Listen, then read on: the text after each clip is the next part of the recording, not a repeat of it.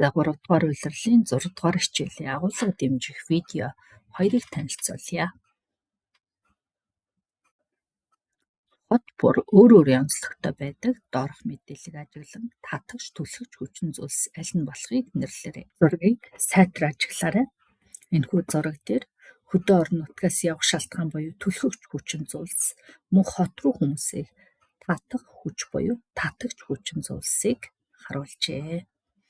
Түлхэгч хүчин зүйлсад намын төгжрөл, агаарын болон дуу чимээний бохирдол, амжиргааны өндөр өртөг, ядуур, ажилгүйдэл зэрэг байгаа бол татагч хүчин зүйлсад чанартай орон сууц, боловсрол, эрүүл мэндийн үйлчилгээ, технологи болон соёлын төвүүд орж байна.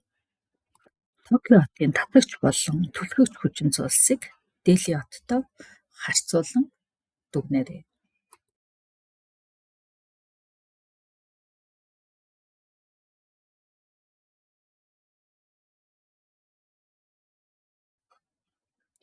Бүгд хотуудын зургийг ажиглаад татагч, түлхэгч хүчин зүйлсийг тодорхойлж схемд нөхөөрэй. Хотууд байгаль орчин сөрөг нөлөөтэй зэрэгцээ эерэг үр нөлөө нэлээдгүй бий. Эерэг үр нөлөөнд байгалийн нөөцийн үр ашигтай хэрэгцээг дэмжих, хүмүүс хоорондоо ойр аж төрхтөл үзэл бодлоо хэлбэрхэн хуваалцах, мөн тогтвортой өөрчлөлийн төлөөх дэвшилтэд шин санаа хөгжүүлэх зэрэг багтана. Хотчлд орчиндөө ямар нөлөө үзүүлэх вэ? Ямар тулгымцсан асуудлууд байдаг вэ? Асуудлаас хэрхэн гарах вэ? Шийдвэрлэх ямар арга замууд байна вэ?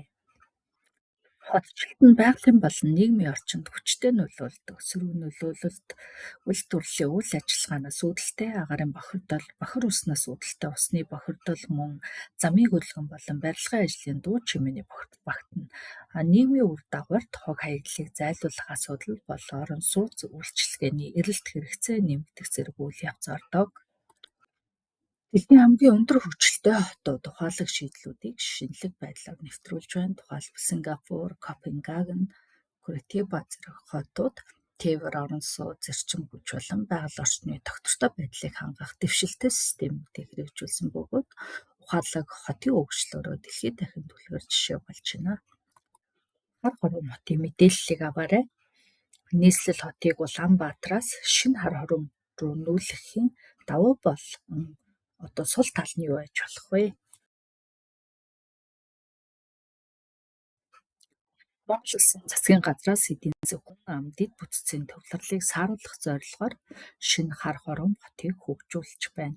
Гол онцлог талууд нь үндэсний цэцэрлэг төрөлн бүхий хотын концепц, хот төлөвлөлт болон технологийн ухаалаг шийдлүүд мөн барилга байгууламжийн ажилд төр хувийн хвшлийн түншлийг ашиглах явдал юм а.